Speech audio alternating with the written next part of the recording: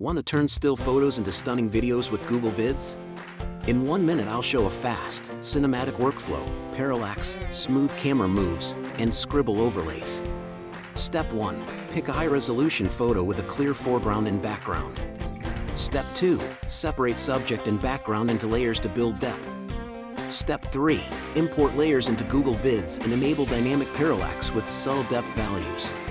Animate with smooth keyframes, easing in and out for natural motion.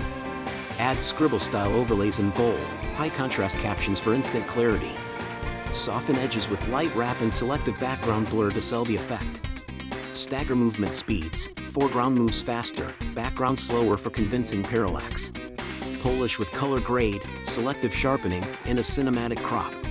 Export at 4K or 1080p, 24 to 30 frames per second, and choose a high bitrate for crisp results. Now transform any photo into a moving moment. Try it in Google Vids and share your work.